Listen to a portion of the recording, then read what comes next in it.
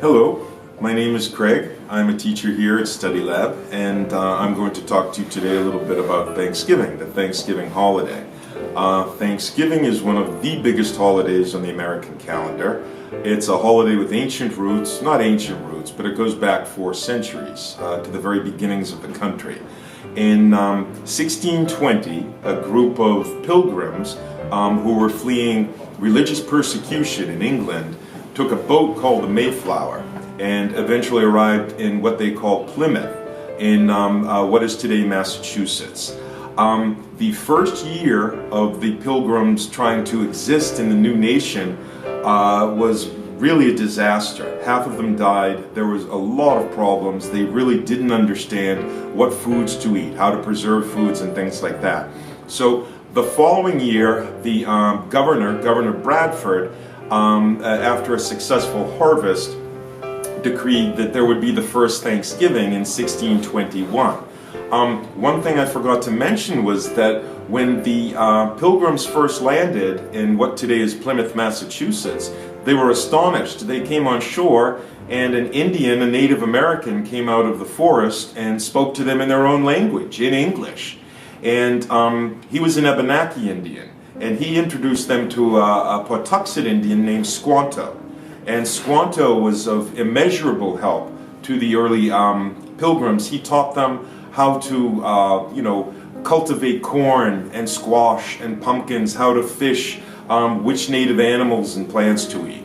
So again, after this incredibly difficult period of getting going in the new country, in the new land, Governor Bradford in 1621 decreed the first Thanksgiving. And this was a huge feast where everyone celebrated and thanked God that they were still alive and that they were successful. So those are the traditional roots of the holiday.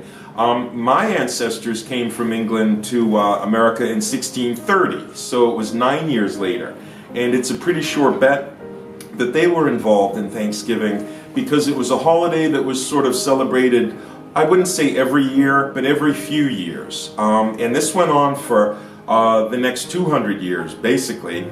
And then in 1789, America's first president, George Washington, he decreed that there should be a Thanksgiving each year, and that the American people should be thankful that we had won the War of Independence against Britain, and that the U.S. Constitution had been ratified, which means, it was instituted as a new form of government.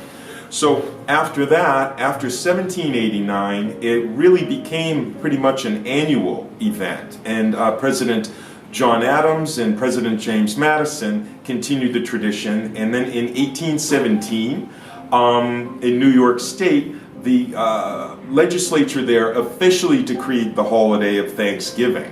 So this went on, for years. Again, it was primarily a celebration in the northern states. The southern states didn't celebrate it as much.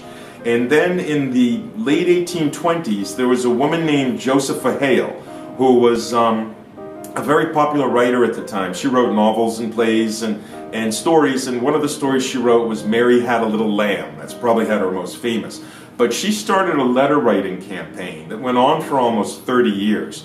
And she would write constantly to presidents, to senators, to governors, to people in power, to ask them to establish the Thanksgiving holiday as a permanent holiday in America by law.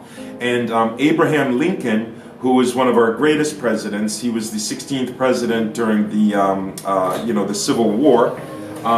He decreed it a holiday in 1863. So ever since 1863, families gather together, extended families, so your grandparents, your cousins, your aunts, everybody, and everyone has sort of a huge feast. The traditional one is to have a turkey, and it's just a day where, Americans try to, express thanks for all that they have been given and for all the blessings in their families. So that's a little bit of the history of the Thanksgiving holiday. Thank you.